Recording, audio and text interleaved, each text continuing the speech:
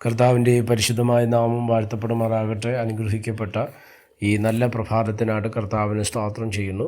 ഈ പ്രഭാത സന്ദേശം കേൾക്കുന്ന എല്ലാ പ്രിയപ്പെട്ടവർക്കും വീണ്ടും വരുന്നവനായ ക്രിസ്തയേശുവിൻ്റെ നാമത്തിൽ എൻ്റെ പ്രഭാത വന്ദനങ്ങളെ ഈ നിമിഷം അർപ്പിക്കുകയാണ്.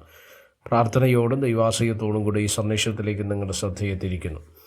139 സങ്കീർത്തനം അതിൻ്റെ 24 വാക്യം. വ്യസനത്തിനുള്ള മാർഗം എന്നിൽ ഉണ്ടോ എന്ന് നോക്കി ശാശ്വത മാർഗത്തിൽ എന്നെ നടത്തണമേ. ഈ അനുഗ്രഹീതമായ വാക്യങ്ങൾക്കായിട്ട് ദൈവത്തിന് സ്തോത്രം ചെയ്യുന്നു. ഇവിടെ സങ്കീർത്തനക്കാരൻ പറയുന്ന അനുഗ്രഹിക്കപ്പെട്ട ഒരു ചിന്തയാണ് നമ്മൾ ഇന്ന് പ്രഭാതത്തിൽ വായിപ്പാൻ തക്കവണ്ണം ഇടവന്നത്. അവിടെ പറയുന്ന വാക്കുകൾ ശ്രദ്ധിക്കുക. വ്യസനത്തിനുള്ള മാർഗം എന്നിൽ ഉണ്ടോ എന്ന് നോക്കി ശാശ്വത മാർഗത്തിൽ എന്നെ നടത്തണം. എന്തുവാണ് ആ വാക്കിൻ്റെ അർത്ഥം?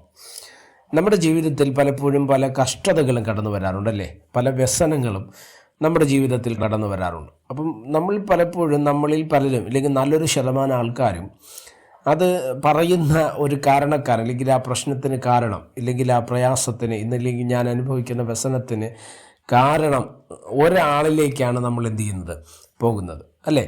ആരിലേക്കാണ്? പിശാച് അല്ലെങ്കിൽ സാത്താൻ.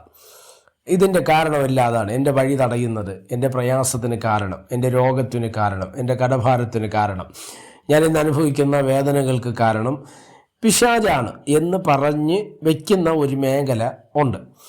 അപ്പം നമ്മൾ ഇന്ന് പ്രഭാതത്തിൽ ഈ സന്ദേശം കേൾക്കുമ്പോൾ നമ്മൾ മനസ്സിലാക്കേണ്ട ഒരു കാര്യം, എല്ലാ പ്രശ്നങ്ങൾക്കും പിറകിൽ പിശാചല്ല, എല്ലാ പ്രതിസന്ധികൾക്കും പിറകിൽ പിശാചല്ല. 2-3 കാര്യങ്ങൾ ഒരു വിടുതൽ നമ്മുടെ ജീവിതത്തിൽ വെളിപ്പെട്ട് വരുവാൻ 2-3 കാര്യങ്ങൾ അതിനകത്തുണ്ട്. 1, ദൈവത്തിൻ്റെ സമയമാകണം. 2, നമ്മുടെ ശുദ്ധീകരണവും ദൈവത്തോടുള്ള നമ്മുടെ സമർപ്പണവും ക്രമീകരിക്കപ്പെടണം. 3-ാമത്തെ കണ്ണിയാണ് അല്ലെങ്കിൽ 3-ാമത്തെ ഭാഗമാണ് പൈശാചികൻ വയ്ക്കുന്ന തടസ്സങ്ങൾ. ഇനി ഇതിലേതാണ് നമ്മുടെ പ്രയാസത്തിന് അല്ലെങ്കിൽ നമ്മുടെ ഇന്നത്തെ പ്രതിസന്ധിക്ക് കാരണമെന്ന് നമ്മൾ അനലൈസ് ചെയ്യുന്നത് നല്ലതായിരിക്കും. എന്തുവാ? ഒന്ന് നമുക്ക് അത് ദൈവത്തിൻ്റെ സമയമാണോ എന്ന് നമ്മൾ എന്ത് ചെയ്യണം? പരിശോധിക്കണം. ഇനി ദൈവത്തിൻ്റെ സമയമാണെങ്കിൽ മറ്റ് 2 വിഷയങ്ങൾ അതിൻ്റെ തടസ്സങ്ങളായിട്ട് വരാം. 1, നമ്മുടെ ക്രമീകരണക്കുറവ് അതിനകത്ത് തടസ്സമായി വരാം. ഇല്ലെങ്കിൽ അതിനകത്ത് പൈശാചിക വിഷയമായിരിക്കണം. ഇത് രണ്ടും ഇനി നമ്മുടെ കുറവ് നമ്മുടെ ക്രമീകരണത്തിനകത്ത് വിഷയമില്ല, നമ്മൾ സ്പിരിച്വലി അല്ലെങ്കിൽ ആത്മീയ മേഖലയ്ക്കകത്ത് കൃത്യമാണ് എന്ന് നിങ്ങൾക്ക് ബോധ്യമുണ്ടെങ്കിൽ ഷാർപ്പായിട്ട് 100% നമ്മൾ വിശ്വസിക്കണം, ഇതിൻ്റെ പിറകിൽ ചലിക്കുന്നത് പൈശാചിക മണ്ഡലമാണ്. അപ്പം ഇതിന് നമ്മൾ തന്നെ അനലൈസ് ചെയ്യാൻ ശ്രമിക്കുക എന്നുള്ളതാണ് ഇതിനകത്തുള്ള ഏറ്റവും വലിയ ആഴം. അപ്പം നമ്മുടെ ജീവിതത്തിൽ വരുന്ന വ്യസനത്തിന് അല്ലെങ്കിൽ നമ്മുടെ ജീവിതത്തിൽ വന്ന കഷ്ടതയ്ക്ക് കാരണം എന്താണെന്ന് നമ്മൾ എന്ത് ചെയ്യണം? കണ്ടുപിടിക്കണം. അപ്പം അതിലൊരു വിഷയമാണ് ഇവിടെ പറയുന്നത്, വ്യസനത്തിനുള്ള മാർഗം എന്നിൽ ഉണ്ടോ എന്ന് നോക്കി. എൻ്റെ അർത്ഥം, ചില വ്യസനങ്ങൾക്ക് കാരണം നമ്മൾ തന്നെയാണ് അല്ലേ? ചില പ്രതിസന്ധികൾക്ക് കാരണം നമ്മൾ തന്നെയാണ്. നമ്മുടെ പാപമോ നമ്മുടെ ജീവിതത്തിൽ വന്ന വീഴ്ചയോ ഇല്ലെങ്കിൽ ദൈവഹിതത്തെ നമുക്ക് തിരിച്ചറിയാൻ കഴിയാതെ വന്ന വിഷയങ്ങളോ ഇല്ലെങ്കിൽ ദൈവത്തിൻ്റെ വഴിയിൽ നടക്കാൻ കഴിയാതെ വന്ന തലങ്ങളോ ഉണ്ടെങ്കിൽ നമ്മുടെ ജീവിതത്തിൽ തകർച്ചകൾ വരാം. ദാവീദിനുള്ള ഒരു മകൻ, ബത്ശേബയിൽ ജനിച്ച ആദ്യത്തെ മകൻ മരണപ്പെട്ടു. എന്താ കാരണം? ദാവീദിന്റെ പാപമാണ്. ആ പാപമാണ് ആ കുഞ്ഞിന്റെ മരണത്തിന് കാരണമായത്. മരിക്കുന്നത് വരെ അവൻ പ്രാർത്ഥിച്ചു, പക്ഷെ ദൈവം കേട്ടില്ല. അതേസമയം അതിനുശേഷം അവൻ പ്രാർത്ഥിച്ചതുമില്ല ആ വിഷയത്തിനകത്ത് അല്ലേ?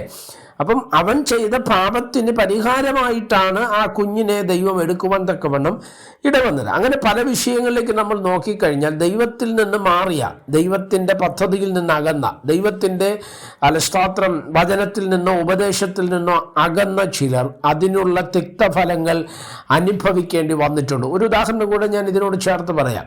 മോശയോട് ഒരിക്കൽ ദൈവം ഇസ്രായേൽ ജനത്തിന് വെള്ളം കൊടുക്കുന്നതിന് വേണ്ടി പാറയെ നോക്കി വടിയെ അതിലോട്ട് നീട്ടാനാ പറഞ്ഞത് അല്ലേ? പക്ഷെ ഒരു അനുസരണക്കേട് മോശ കാണിച്ചു. എന്തുവാ മോശ കാണിച്ചേ? സ്തോത്രം, ആ നീട്ടാൻ പറഞ്ഞ വടി കൊണ്ട് ആ പാറയെ അടിച്ചു. സംഭവിച്ചെന്നതാ, മോശയോട് ദൈവം പറഞ്ഞൊരു വാചകമാണ്, എല്ലാ ഇസ്രായേലും കനാൻ ദേശം കാണും, അതനുഭവിക്കും, അവിടേക്ക് അവരെത്തിച്ചേരും. പക്ഷേ നിനക്ക് ദൂരെ നിന്ന് കാണുവാനല്ലാതെ അവിടെ ചെല്ലുവാനോ ആ നന്മയെ പ്രാപിക്കുവാനോ നിനക്ക് കഴിയത്തില്ല എന്ന് മോശയോട് ദൈവം പറഞ്ഞതിന് കാരണം ആ മാർഗം ഇല്ലെങ്കിൽ ആ ഒരു പ്രയാസം വന്നത് വേറെ ആരുടെയും കുറ്റമല്ല, പിശാച് തടസ്സപ്പെടുത്തിയതല്ല, സ്തോത്രം വേറെ ആരെങ്കിലും ചെയ്ത പ്രശ്നമല്ല. അത് കാരണമായത് മോശയുടെ ഒരു ചെറിയ മിസ്റ്റേക്ക് മാത്രമാണ്. എന്നെ ശ്രദ്ധിക്കുന്ന ഈ മക്കളോട് ഞാൻ ഈ പ്രഭാതത്തിൽ ഒരു സന്ദേശം കൈമാറുകയാണ്. നമ്മുടെ വിഷയത്തെ നമ്മൾ തിരിച്ചറിയുക.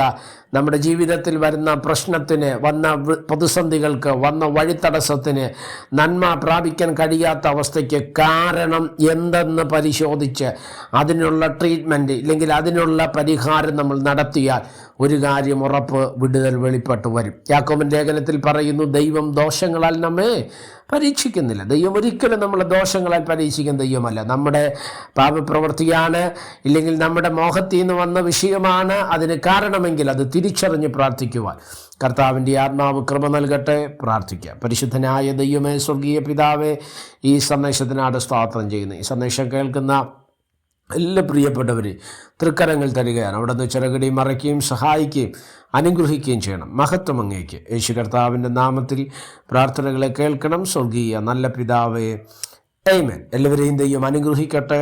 God bless you.